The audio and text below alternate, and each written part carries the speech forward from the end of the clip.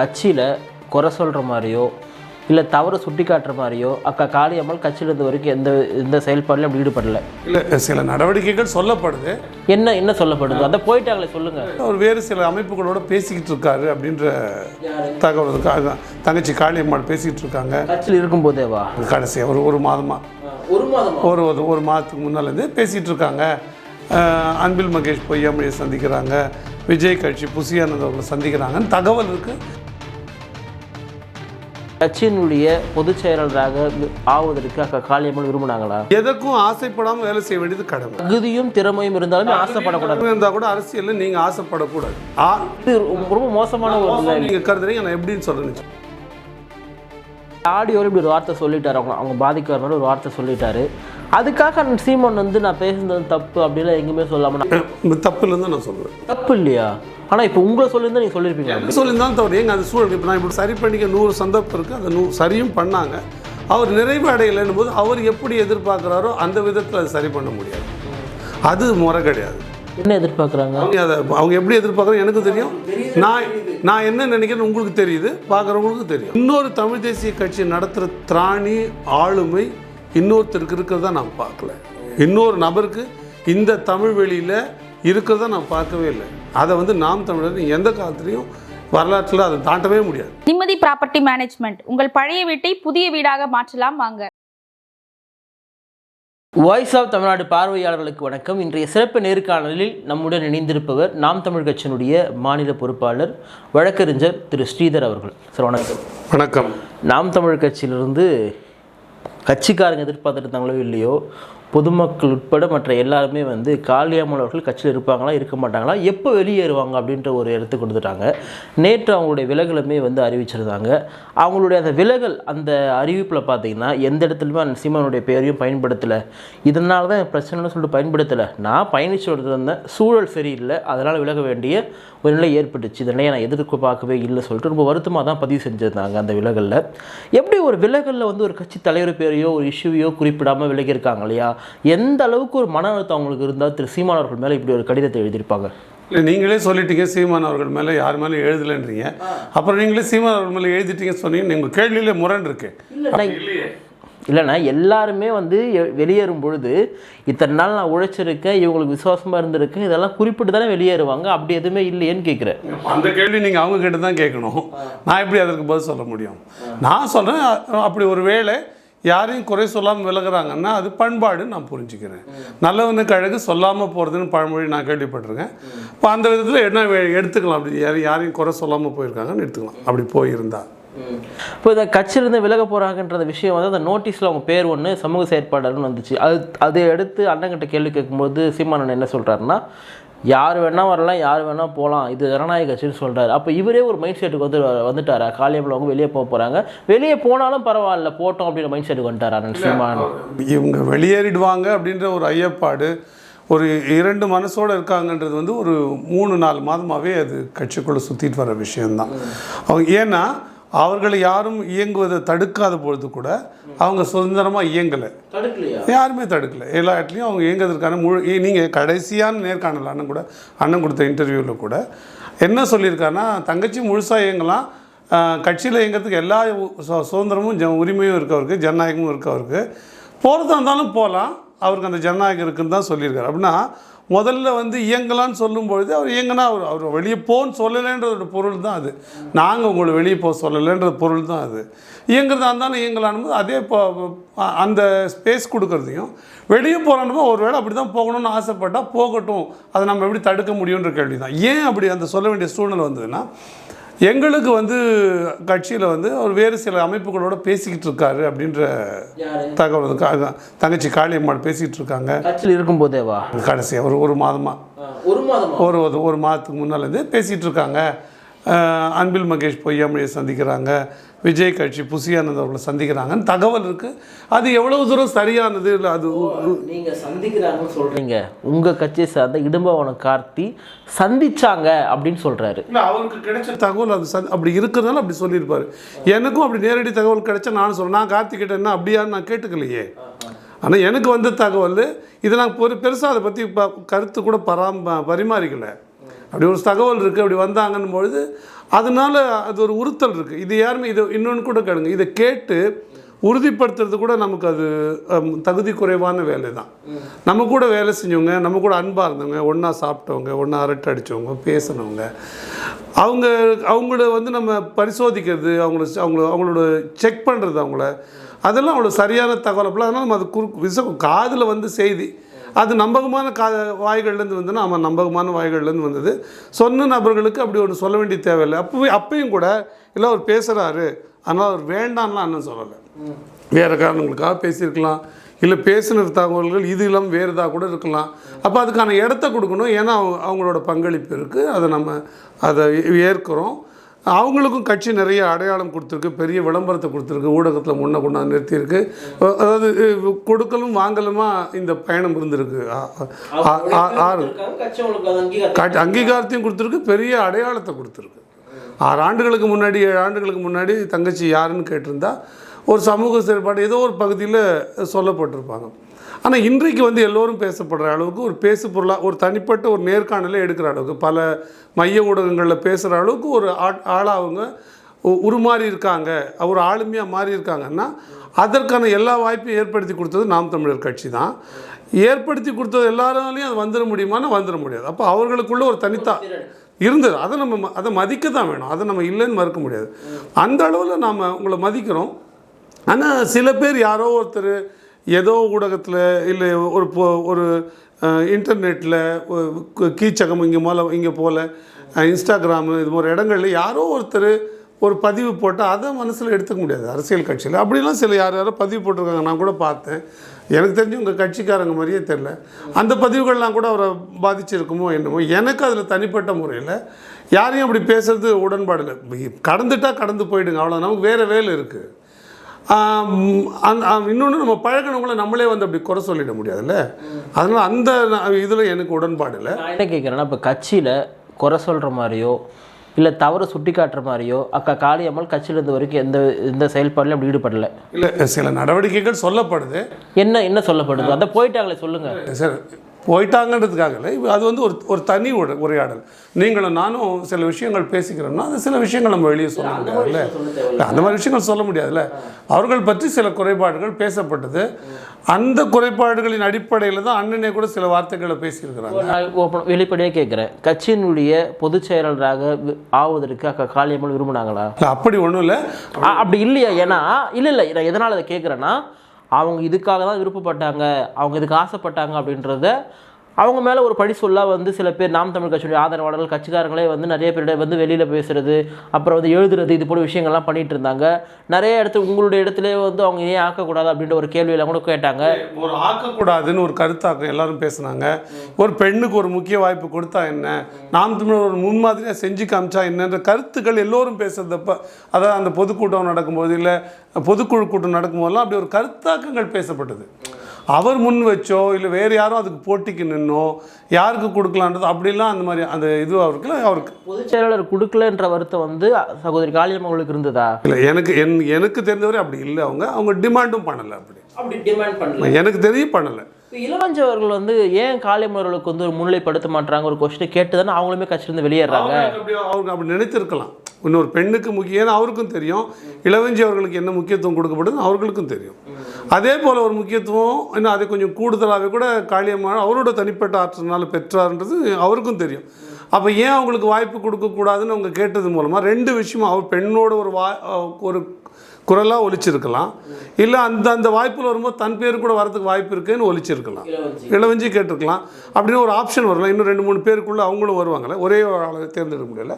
அதனால் ஒரு முன்னெடுப்பாக எடுக்க ஒரு முயற்சியில் கூட அவங்க பேசியிருக்கலாம். அரசியல் அப்படி பேசினாலும் அப்படி விருப்பப்பட்டாலும் ஒரு பாலிடிக்ஸாக அதில் நான் பெருசாக ஒரு குற்றம் சொல்லலை, நான் குற்றம் சொல்லலை. இப்போ நம்ம பொதுச் செயலராகன்ற ஒரு எண்ணம் ஒருத்தருக்கு வருதுன்னா அதுக்கான கெப்பாசிட்டி இருக்கிறதால தானே அவங்க கேட்குறாங்க. அப்படி சொல்ல முடியாது, எல்லாருக்கும் இருக்கும். நீங்கள் கூட கட்சியில் வந்தீங்கன்னா இப்போ நான் வெளியே நான் உங்கள் கட்சிக்கார் கிடையாது, நான் வெளியிலேருந்து ஒரு ஊடகவியலாளராக ஒரு பொதுமக்களாக சொல்கிறேன். நான் எனக்கு தெரிஞ்சு கட்சியில் வந்து அந்த சீமானுக்கு பிறகாக ஒரு ஆற்றல் நிறைந்த ஒரு செயல்பாட்டாளராக அக்கா காளியம்மாள் தெரிகிறாங்க. வெளியில் எங்களுக்கு தெரிகிறதுனால எங்களுக்கு தெரிகிறாங்க. அப்படி ஒரு நபர்களுக்கு வந்து பொதுச் செயல் பதவி கொடுத்தா என்ன அப்படி ஒரு கேள்வி வருது இல்லையா? அரசுன்னு வாங்க, அந்த கேள்வியே வரல.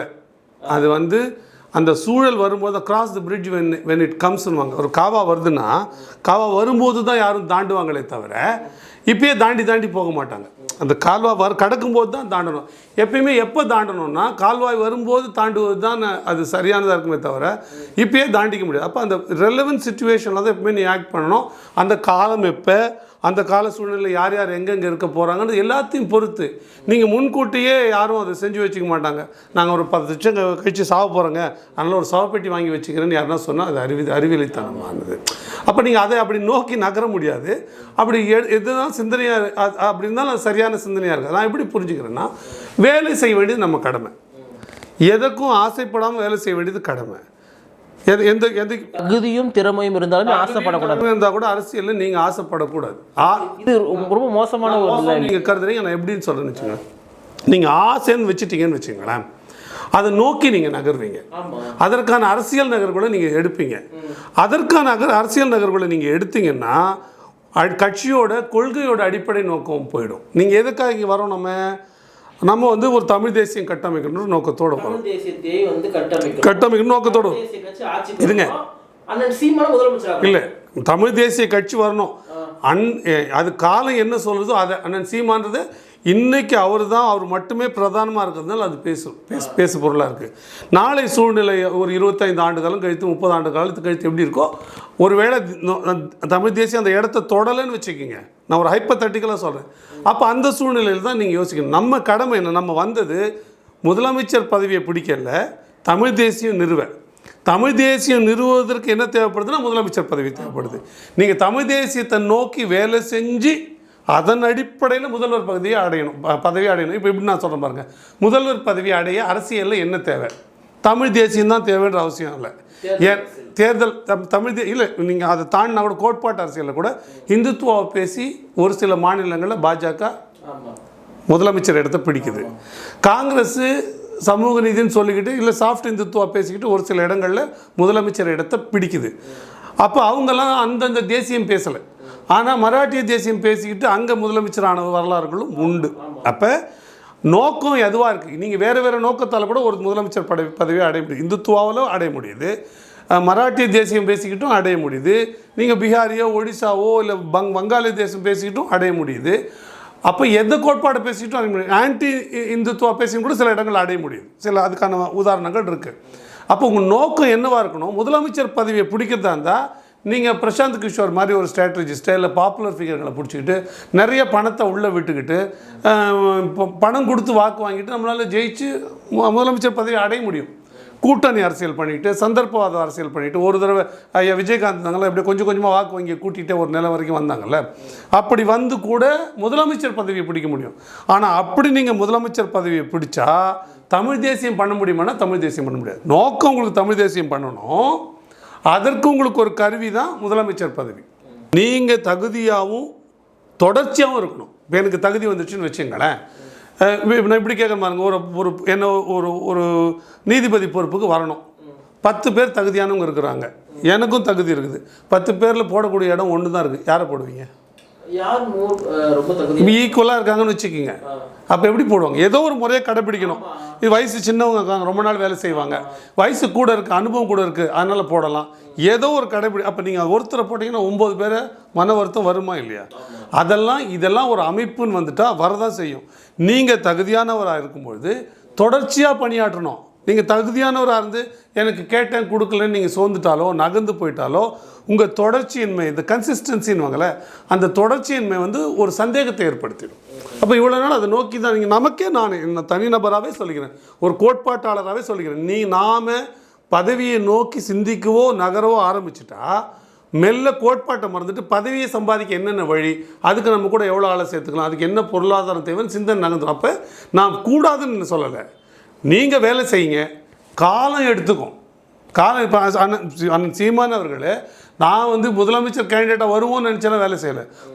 பெருங்கோவம் வந்தது 2009.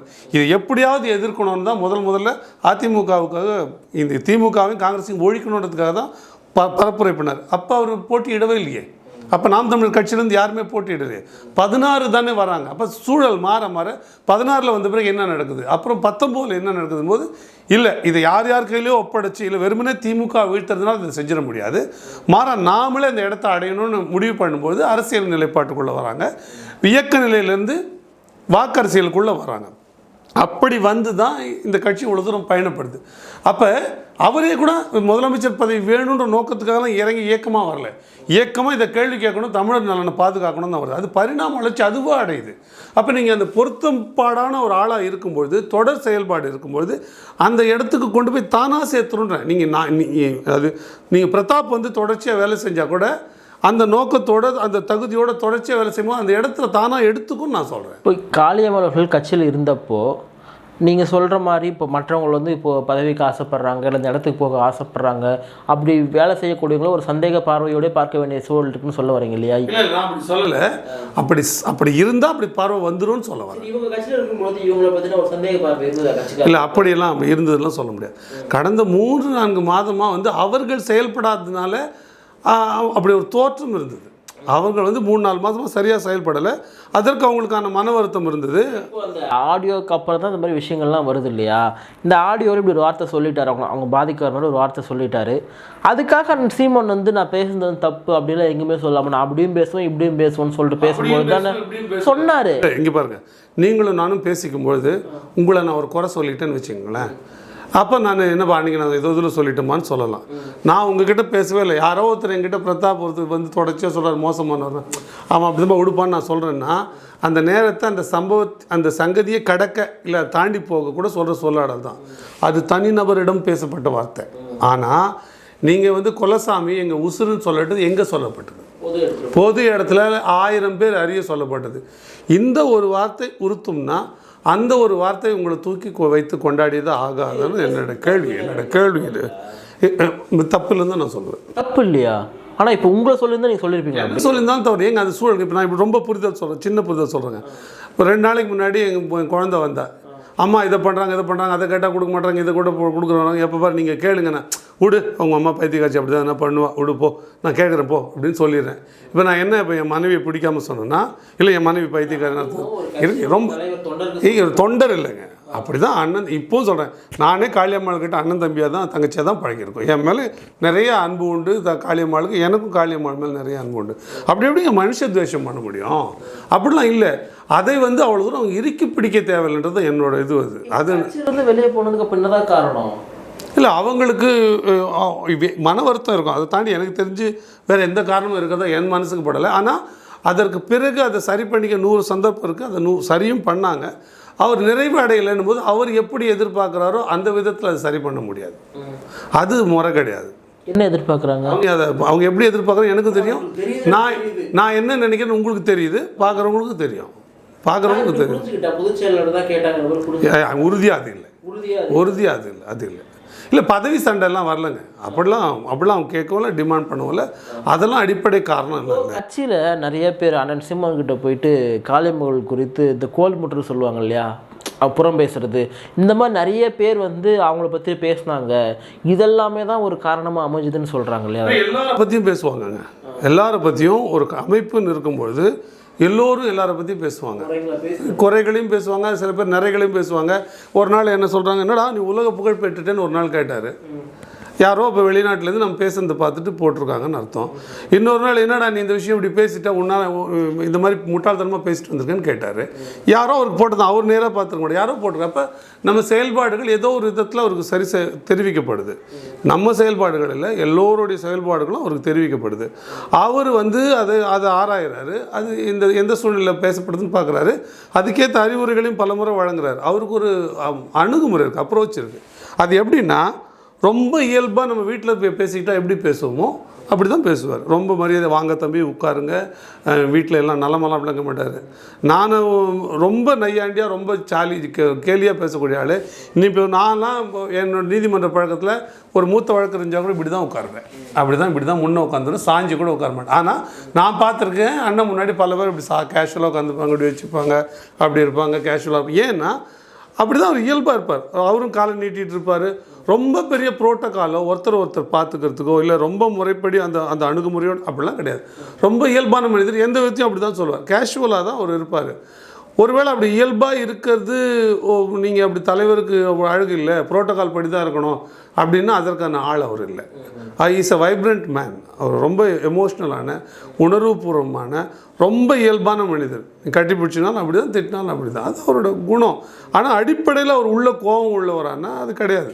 நாம் தமிழ் கட்சி தனித்தே இருக்கிறீங்க, வர எலெக்ஷனில் கூட்டணி இல்லைன்னு சொல்லிட்டீங்க. இங்கே தமிழ்நாட்டில் ஜெயிக்கிறதுக்கு சில யுக்திகளாக இருக்குது. தேர்தலில் கூட்டணி, இந்த சாதி சார்ந்த கணக்கு வழக்குகள் இதெல்லாமே இருக்குது. இதெல்லாம் இருந்தால் தான் தமிழ்நாட்டில் ஜெயிக்க முடியும் அப்படின்னு ஒரு ஃபார்முலா இருக்குது. எப்படியும் வந்து கட்சிக்கு வரக்கூடியவங்க ஒரு எம்எல்ஏ ஆகணும், எம்பி ஆகணுன்ற ஒரு எண்ணத்தோடு தான் வருவாங்க. நம்ம தப்புன்னு சொல்ல முடியாது. அப்படி இங்கே ஆபத்துக்கான ஸ்பேஸே இல்லை. எனக்கு இருந்தாலும் இந்த கட்சி ஆட்சிக்கு வர போகிறது இல்லைன்றதுக்காக தான் நான் இவங்கன்னு கிடையாது, நிறைய பேர் வெளில போகிறாங்க இல்லையா. எம்பி ஆகணும்லாம் என் கட்சியில் வரல. இப்போ நான் கூட நிற்கிறேன். நான் ஏற்கனவே 2021 போட்டிகிட்டு இருக்கேன். அடுத்த முறை வாய்ப்பு கொடுத்தாலும் நான் போட்டிடுவேன். நான் எம்எல்ஏ ஆகிடுவேன்னு போட்டிடுவேன்னா அப்படி இல்லை, ஆகிடுவேன்ற நம்பிக்கை அப்படி இல்லை. என் கடமை அந்த களத்தில் நின்று போராட வேண்டியது. நான் தோற்றும் போகலாம், எனக்கு அதில் ஒன்றும் பெரிய இதெல்லாம் கிடையாது. வர்றவங்கெல்லாம் அப்படி வந்து எம்எல்ஏ ஆகிடும், எம்பி ஆகிடும்னா அப்படி நினச்சிருந்தா வேட்பாளர் தேர்வின் போதே என்ன பண்ணலான்னா, நீங்கள் எவ்வளோ ரூபாய் செலவு பண்ணுவீங்க கேட்க முடியும். நீங்கள் என்ன சமூகம் கேட்க முடியும். 21 இடங்களில் பொது தொகுதியில் ஆதி தமிழரை போட வேண்டியது வராது. அதை செய்ய முடியும். நீங்கள் சொன்னீங்கல்ல, அதே போல் செய்ய முடியும். அப்படி செய்யலைன்னும் போது அது மாற்று கட்சி தான். ஒன்றும் வேண்டாம். நீங்கள் இன்றைக்கி 36 லட்சம் வாக்கு, 8.22 விழுக்காடு வாக்கு இருக்குல்ல, இந்த 36 லட்சம் பேரில் ஒருத்தருக்கு கூட 10 ரூபா கூட கொடுக்கலையே. அப்போ அது ஒரு மாற்றம் தானே. நீங்கள் காசு வாங்காமல் 36 லட்சம் பேர் வாக்கு போட இருக்கிறான்னா அது 1 கோடி பேராக மாறினா பெரிய புரட்சி இல்லையா? அதை செய்யத்தானே நமக்கு தேவை. இல்லை வெறுமனே அதான் திருப்ப சொல்கிறேன், முதலமைச்சர் பதவியை மட்டும் பிடிக்கணும்னு போயிட்டா நீங்கள் சொன்ன எல்லா உத்தியும் பயன்படுத்திடலாம். நமக்கு தேவை நேர்மையான வழியில், முறையான வழியில் அணுகணும். நீங்கள் சொல்கிற யதார்த்தத்தை நான் புரிஞ்சுக்கிறேன். இன்றைக்கு வாக்கு வங்கி சூழ்நிலை எப்படி இருக்குது, இன்றைக்கி வந்து வாக்கு வங்கி அரசியலில் எப்படி இருக்குது சூழ்நிலை, எப்படி இருந்தால் ஜெயிக்க முடியும், நீங்கள் சொல்கிற உத்தி குறுக்கு வழிங்க. ஏன் அது உங்களுக்கு சாதாரணமாக போயிடுச்சுன்னா அதுதான் இன்றைக்கி இயல்பாக இருக்குது. எல்லா கட்சிகளும் 50 ஆண்டு காலம் அதை பயிற்சி பண்ணிட்டான், ப்ராக்டிஸ் பண்ணிட்டான். அப்போ நீங்கள் வாக்கு பணம் கொடுக்காமல் ஓட்டு கேட்குறது கேலியாக நையாண்டியாக பேசுகிறாள்லாம் இருக்காங்க. ஏப்பா இப்படிலாம் பேசுனா துட்டு கொடுக்காம என்னைக்கு நீங்கள் ஜெயிக்க போகிறீங்கன்னு ஓட்டு கேட்க போகிற இடத்துலையே எங்களை பேசுகிறவங்களாம் இருக்காங்க. ஐயா நீங்கள் பணம் வாங்கிட்டு போடுறதா எங்களுக்கு போடாதீங்க, நீங்கள் அவங்களுக்கே போடுங்க நாங்கள் சொல்கிறதும் உண்டு. எதுக்கு சொல்கிறேன்னா அப்படி தான் அதை செய்ய போகிறோன்னா அதுதான் செய்ய திமுக, அதிமுக, பாஜக இருக்கே, காங்கிரஸ் இருக்கே. கம்யூனிஸ்ட்டே வந்து திமுக கிட்ட காசு வாங்கிட்டு ஓட்டுக்கு பணம் கொடுக்குறாங்களே, இல்லை கம்யூனிஸ்ட்டுக்காக திமுக கொடுத்துறாங்களே கம்யூனிஸ்ட் நிற்கிற தொகுதிகளில். அப்படி கம்யூனிஸ்ட் போன்ற இயக்கங்களே அப்படி மோசமான சூழ்நிலைக்கு போயிடுச்சுன்னா அப்புறம் எப்படி யார் தான் அதை முன்னெடுக்கிறது? இவங்களுடைய கலையமலர்களுடைய விலகலில் வந்து அவங்க குறிப்பிட்டிருக்கிறது நான் தமிழ் தேசியத்தோடு தான் பயணிப்பேன்னு சொல்லியிருக்காங்க இல்லையா.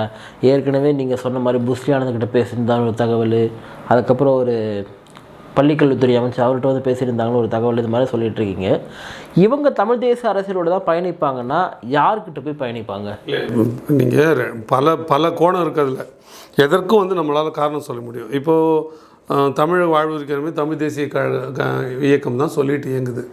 ஆனாலும் அவங்க திமுகவோட ஈடுபடும் போது பல விஷயங்களை சமரசம் பண்ணிடுறாங்க. திமுகவோட கூட்டணியில் போகும்போது திமுகவை சார்ந்தவங்களும் என்ன சொல்கிறாங்க, பல பேர் திமுகவோட திராவிட கோட்பாட்டில் தமிழ் தேசியம் ஒரு அங்கம் தான், அது ஒரு முக்கியமான அங்கம் தான் சொல்கிறாங்க. அதே இப்போ அதிமுகவும் சொல்லும்.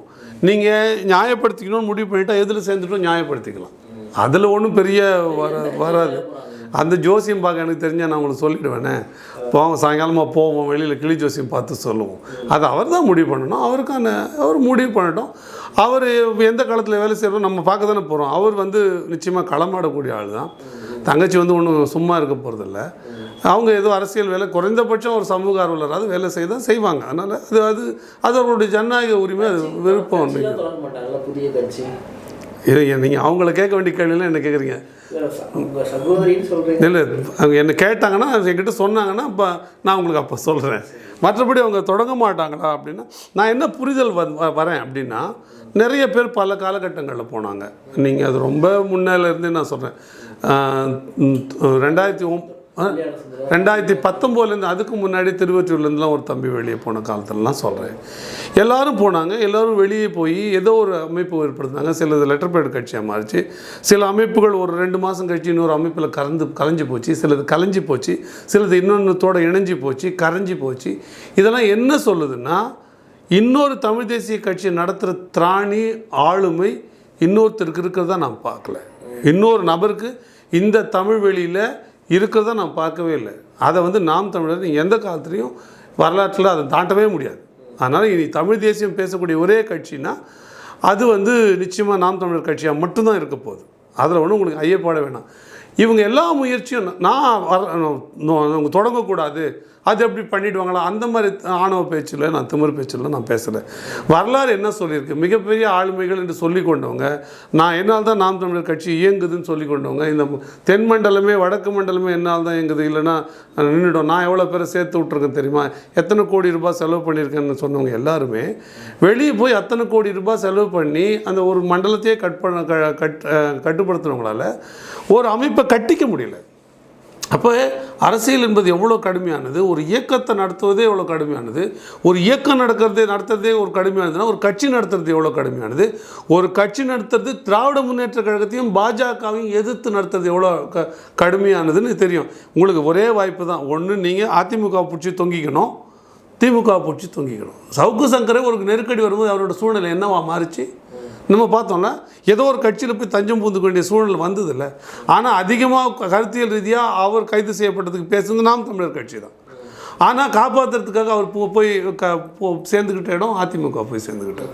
நம்ம எல்லோருக்கும் தெரியும். அது நம்ம அவரோ இல்லை ஃபெலிக்ஸோ யாருமே சொல்கிறேன், அவர்களுக்கு பிரச்சனை என்று வரும்போது நம்ம அப்பழுக்கு இல்லாமல் சார்பு இல்லாமல் நாம் தமிழர் கட்சி உடன் நின்றது, அவங்களுக்கு எதிரான கொடுமைகளை கேட்டுது. ஆனால் அவங்க நிலைப்பாடுன்னு எடுக்கும்பொழுது வேறு எடுக்கிறாங்க, அதையும் நாம் தமிழர் அப்படியே வரவேற்குது.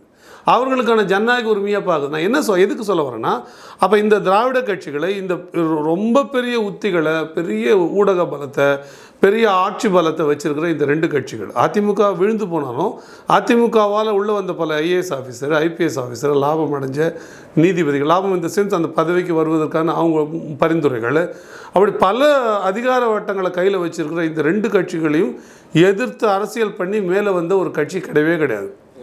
தேமுதிக கூட ஒரு நேரத்தில் கூட்டணிக்குள்ள வந்துடுச்சு. அப்படி இல்லாமல் வெளியே வந்த தன்னெழுச்சியாக ஒரு சுயம்புவாக தானாக முனைந்து வெளியே வந்த ஒரே ஒரு கட்சி நாம் தமிழர் கட்சி தான். அது வரலாறு சொல்லுது, இத்தனை தேர்தலுக்கு பிறகும் வரலாறு சொல்லுது. அப்போ இன்னொரு கட்சி வருவதற்கு எவ்வளோ நாள் தேவைப்படும், அதை நடத்துவதற்கு எவ்வளோ பெரிய ஆளுமை மட்டும் போதாது, தாக்கு பிடிக்கிற திறன் வரும். எவ்வளவு நெருக்கடிகள், இந்த கட்சியில் சேர்ந்தீங்க கூட்டணி வாங்கன்னு எத்தனை நெருக்கடிகள் வந்தது. அதெல்லாம் வேணான்னு மறுக்கிறதுக்கே ஒரு ஆளுமை வேணும். ஏன்னா உங்களுக்கு நெருக்கடியான சூழ்நிலை ஒரு காவல்துறையிலையோ வழக்குலையோ ஒரு நீதிமன்ற நடவடிக்கையிலையோ கொண்டாந்து நிறுத்திக்கிட்டு நீங்கள் இதை பேசாதீங்க நெருக்கடி கொடுக்குற சூழலாம் இன்றைக்கி இருக்குது. அப்போ அதையெல்லாம் தாண்டி ஜெயிக்கிறதுக்கு நிற்கிறதுக்கு கம் வாட்மேன்னு சொல்லுவாங்க. எது வந்தாலும் சரி 2ல் 1 பார்ப்போன்றதுக்கு ஒரு பெரிய மனப்பான்மை வேணும்ல. அந்த மனப்பான்மை இருக்கிற ஆளுமைகளை நான் இன்னொருத்தரை நான் பார்க்கல. அது அண்ணன் சீமான் அந்த இம்பெக்கபிள். அவரை தாண்டி இன்னொரு ஆளுமே அப்படி சிந்திக்க முடியாது.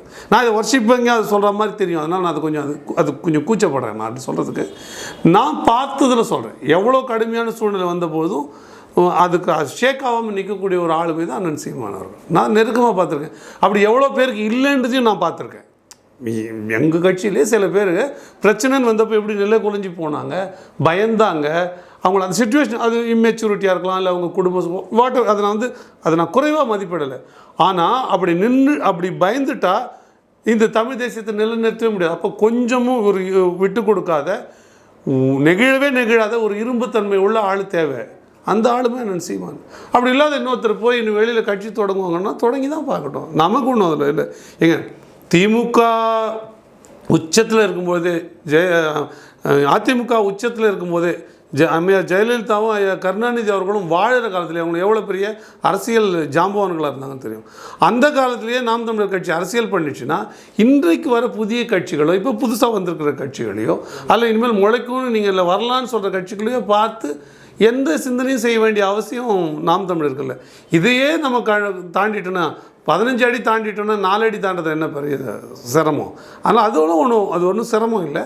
ஆனால் அப்படி பேசுவது சில ஊடகங்களுக்கு தேவையாக இருக்குது.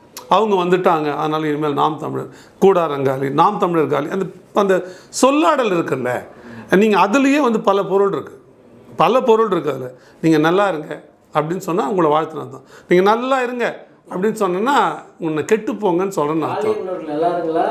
நல்லா எங்கள் தங்கச்சிங்க நல்லா இருக்கணும், அதிலெல்லாம் ஒன்றும் சந்தேகம் கிடையாது. அவங்க நல்லா மகிழ்ச்சியாக நல்ல வாழ்க்கையாக அவர் தரமான வாழ்த்துறோம் வாழ்த்துறோன்றேன். வரட்டும் வரட்டும். அவங்க எங்கே போனாலும் சரி, நாம் தமிழர் கூறு அவங்களுக்குள்ளே இருக்குது. அவங்களால 100 விழுக்காடு தவறு பண்ண முடியாது, எனக்கு தெரியும். அதனால் எங்கே இருந்தாலும் நான் சிறப்பாக இருக்கட்டும், வாழ்த்துக்கிறோம். நாம் தமிழர் கட்சி தனிப்பட்ட முறையில் அண்ணன் ஸ்ரீதராவே நான் தங்கச்சி காளியம்மாவை வாழ்த்துறேன். எனக்கு நிறைய அன்பு உண்டு அவங்க மேலே. நிகழ்ச்சியில் பங்கேற்று பல்வேறு கருத்துக்களை பகிர்ந்தமைக்காக நன்றி.